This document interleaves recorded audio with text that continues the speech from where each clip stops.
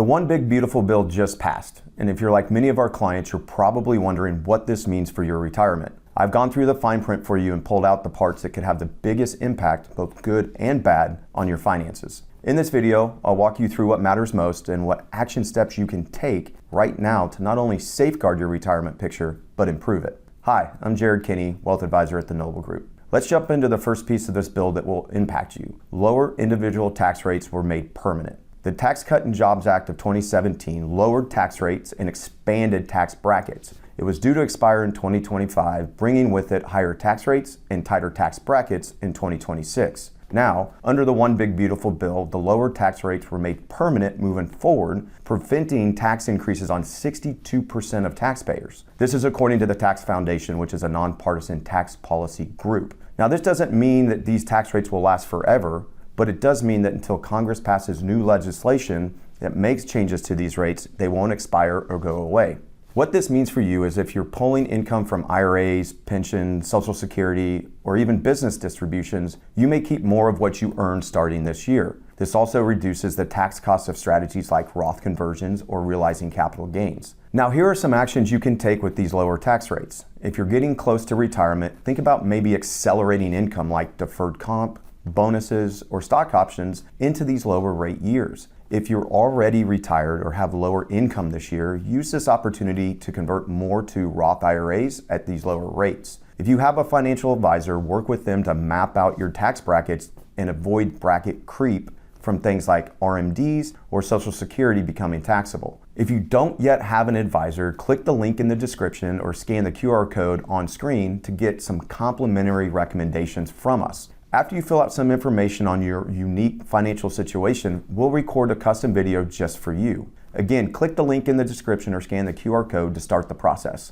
And lastly, with these lower rates, don't forget that they're only one part of the equation. Keep an eye on your effective marginal rate after deductions and credits phase out. In the finance world, we call this tax bracket management, and it can help lower your tax burden year over year. All right, the second piece of the bill you need to know about is the increased standard deduction. Starting in 2025, the standard deduction will increase from $15,000 to $15,750 for individual filers and from $30,000 to $31,500 for joint filers. This increase has been made permanent, so again, new legislation would have to come out to change this. Beginning in 2026, the deduction will be adjusted annually for inflation. As a result, more of your income becomes tax-free. On the other hand, it may reduce the value of itemizing unless you can bunch deductions strategically. So here are a few action items for you. First, since you now have more headroom before you hit taxable territory, use this to your advantage when realizing capital gains or generating income. Second, you can look at strategically timing medical expenses or other deductions to exceed the new threshold every few years.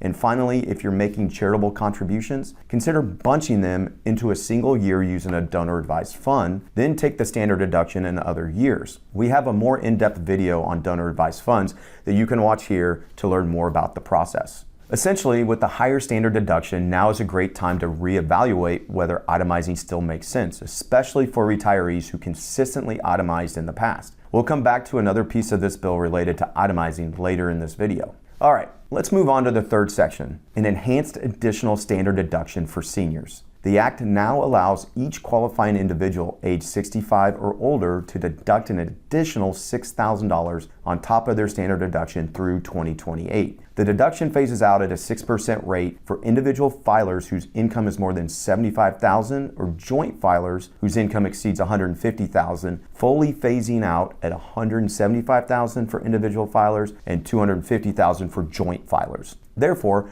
for tax year 2025, a married couple who are both age 65 or older and under the $150,000 income limit can take a maximum standard deduction of $46,700. That's $31,500 base standard deduction, plus the extra senior deduction of $3,200, plus now the additional $12,000, which is $6,000 each for the new enhanced deduction. The deduction is available whether a taxpayer takes the standard deduction or itemizes their deduction. This will eliminate the taxes on Social Security benefits for the vast majority of seniors during these years. With this extra deduction, here are your action items. First, when you're doing Roth conversions or taking capital gains, make sure you manage your total income to try to stay under these adjusted gross income thresholds to preserve this temporary tax break.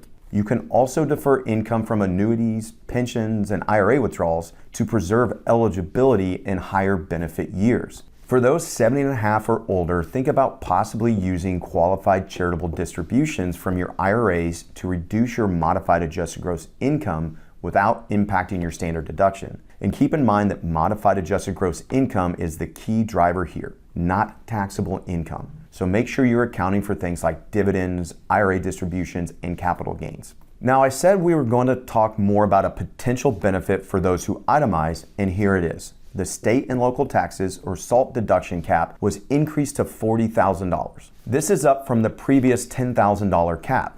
Now, this applies to single filers and to married couples with adjusted gross incomes below $500,000. For those married filing separately, everything is halved. So deduction cap increases to $20,000 instead of $40,000, and the phase out of income threshold is $250,000 instead of $500,000. These increased cap and income thresholds will increase slightly each year, and after 5 years, the cap will revert back to $10,000, so it's only here for a limited time. Now, this new cap is also subject to income phase-outs to ensure that the primary benefits are directed to middle and upper middle income taxpayers rather than highest earners. As we said earlier, this higher cap applies equally to single and married filers and begins phasing out once adjusted gross income exceeds $500,000, fully phasing out at $600,000, regardless of filing status. For example, a married couple or single filer earning $500,000 can claim the full $40,000 deduction, but an individual or couple earning $600,000 faces the $10,000 cap. Pass-through business owners can still use state-level workarounds to bypass the cap, which may enable significant tax savings on high state taxes. This change will benefit many taxpayers in high-tax states, especially business owners, though itemizing still remains most advantageous for those with substantial state taxes relative to income. So a big action step related to this new cap can apply to your property tax bills. You could take a bunching approach to 2 years of property taxes, pay them in the same year, and take advantage of this higher cap for that 1 year. Then, for other years, you could just take the standard deduction instead of itemizing.